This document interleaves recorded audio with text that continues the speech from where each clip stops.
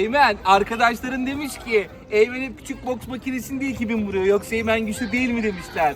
Hadi Eymen, gücünü göster onlara şimdi. Büyük boks makinesinde vuruyoruz bu sefer. Arkadaşlar size bir şey vuruyorum.